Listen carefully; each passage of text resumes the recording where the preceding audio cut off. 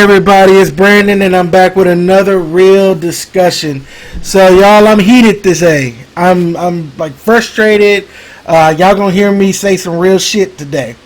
I'm so sick of this leftist media's attempt to divide, to twist and distort facts in order to fit their narrative. I think that they are culpable in incentivizing radical elements of the Black Lives Matter movement, as well as just radical leftists into doing violent and frankly acts of domestic terrorism. In case you guys have been living under a rock, there was a black man who was killed in Atlanta at a Wendy's by two white police officers. And what's funny about the situation that we got going on, this is how bad the pandering and the lies have gotten, that they have to find some kind of excuse, like the most odd, twistings of facts to try to fit their narrative that I've ever seen. Like, it's almost comical in the infantile nature of the justifications they're using to demonize the officers involved in this. And when you watch the footage, and you watch the body cam footage, the dash cam footage, the Wendy's footage, you realize, if you have any brain, if you're looking at anything in any kind of logical manner, that this is probably the most justified the most justified police shooting this year. And I'm going to actually drop a link to a site that has all three videos. I'm not going to share it with you guys because YouTube really frowns on that, but we are going to talk about it. So here's the situation. The police are called to this Wendy's because there's a man passed out. They like to say sleeping because, again, that's the narrative. Hey, police shoot a guy who was only guilty of sleeping in his car. It's not true. He was passed out. They get the guy out of the car. They asked him some questions. When you watch the body cam footage, you have never seen cops act in a more professional, courteous, and dignified manner. They treat this man with dignity and respect, despite the fact that he was clearly and obviously drunk. He was drinking and driving people. He was putting himself and other people at serious risk. For those of you who don't know, drinking and driving is one of the leading causes of death in America. And the man was clearly intoxicated. He couldn't keep his story straight. He was babbling. He admitted to drinking, and he couldn't even remember what he said he drank. Because in one part of the video, he said, I was drinking margaritas, 1.5 margaritas. Come on, y'all. When's the last time you drank half a margarita? And then he said, no, it was something else. Like, it was completely ridiculous, but the officers treated him with respect. They asked him. They don't even force him to take a field sobriety test with a breathalyzer. And when it becomes clear that he's too intoxicated to keep driving, they try to place him under arrest. Now, the guy is babbling, but he's mostly calm. And when they move to arrest him, you see that he starts to fight. And not just resist arrest and like his words. I'm talking like he's yanking the officers down. He's wrestling with them. He punches them. And eventually it's at the point where they're like, hey, stop fighting. You're going to get tased. You're going to get tased. And they try tasing him, and it doesn't work. He's so out of it. It doesn't work. He gets the upper hand and essentially kicks their ass. He manages to wrestle a taser from them. One of the tasers, he wrestles it from the officer.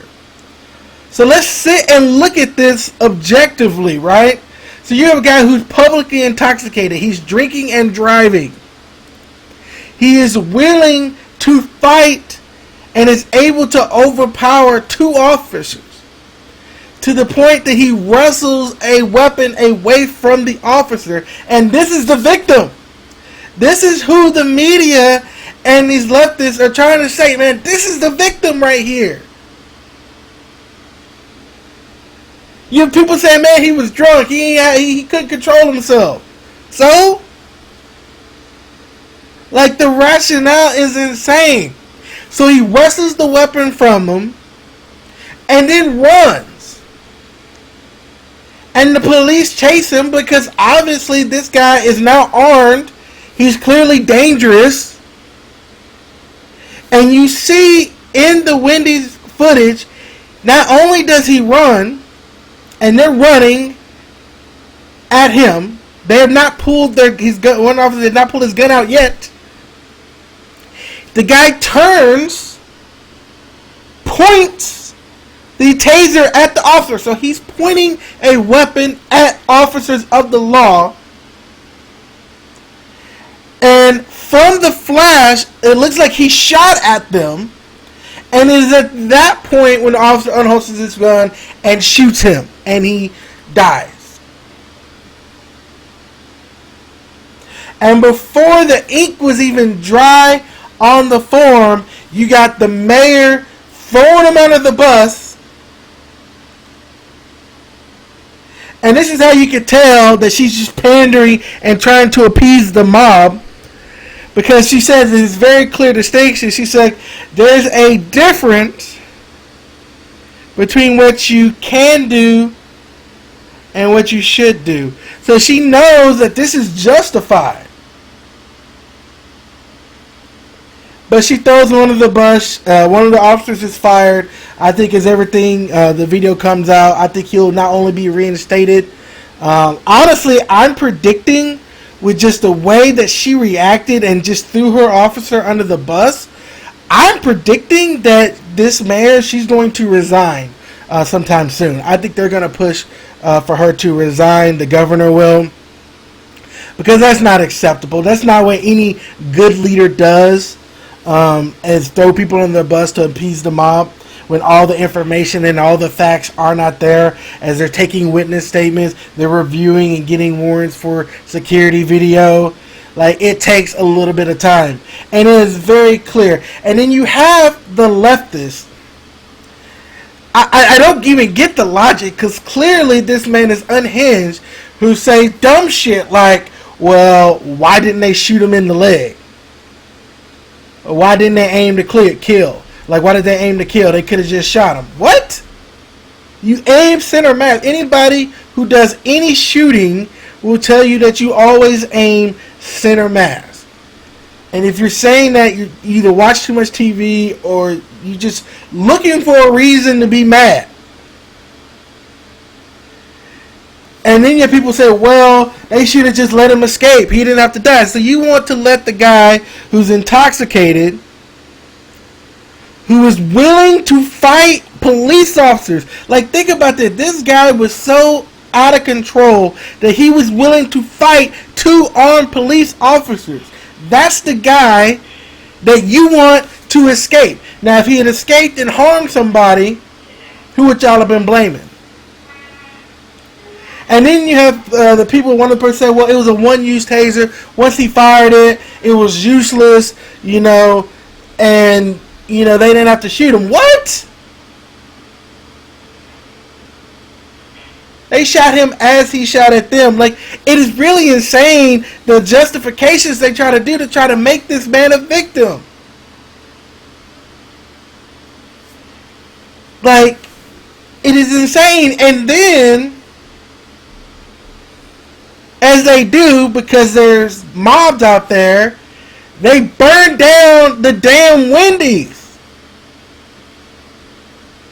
What does Wendy's have to do with anything at all? Even if you had a reasonable, like, man, I don't think that was justified. What the hell does burning down a Wendy's have to do with anything? That is domestic terrorism when you're willing to burn down property and threaten violence on people for not subscribing to your views. Like, it's insane.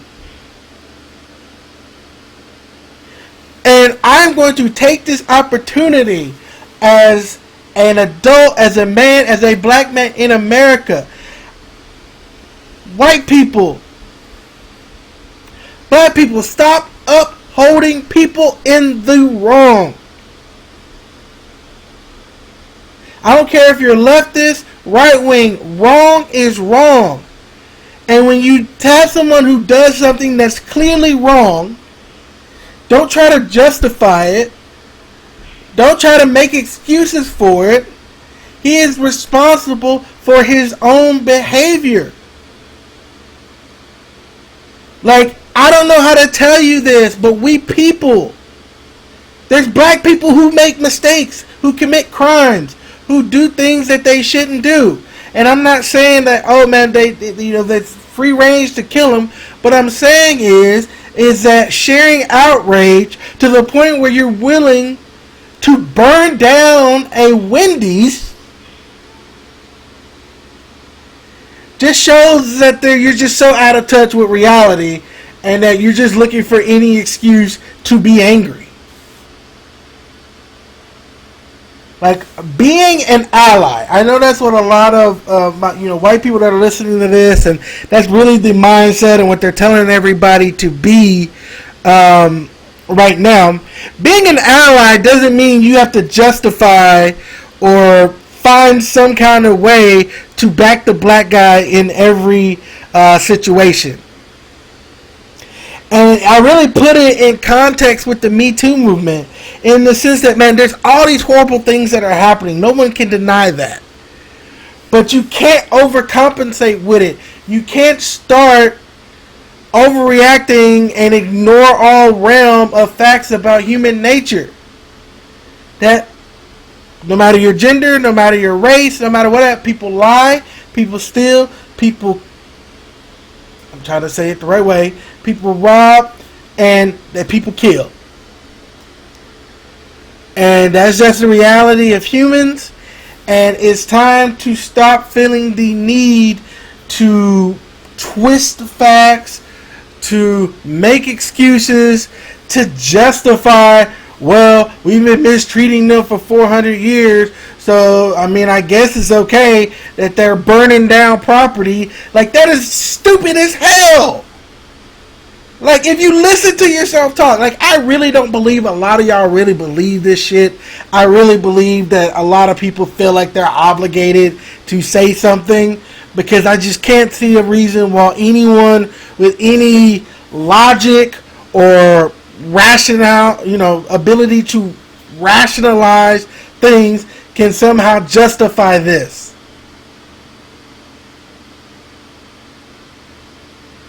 And all you're doing, all that this is accomplishing, is proving the people right that you're trying to fight against. You're proving to them that the people are out of control, that everyone is against these officers, whether they do right or not. And it means that as the media continues to push this narrative, they are responsible for what happens, because they're driving and putting that fear in people.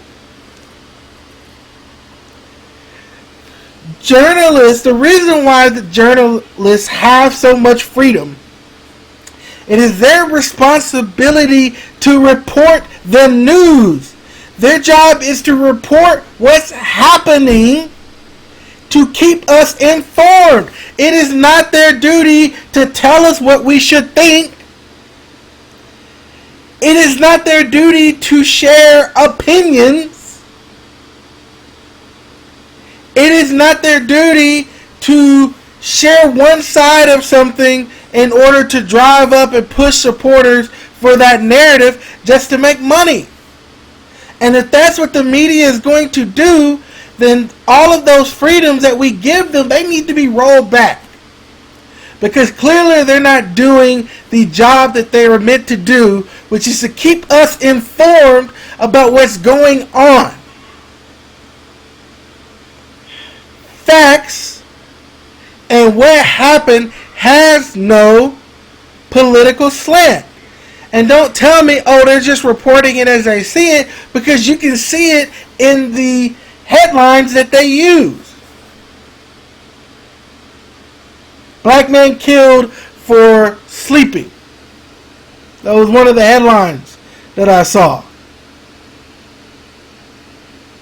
And we got to demand more, and we have to combat this fake news, because all it's doing is driving and forcing this self-fulfilling prophecy of antagonizing between the police and the communities that they're here to serve. And we really need to have a 360-degree perspective of what's really going on.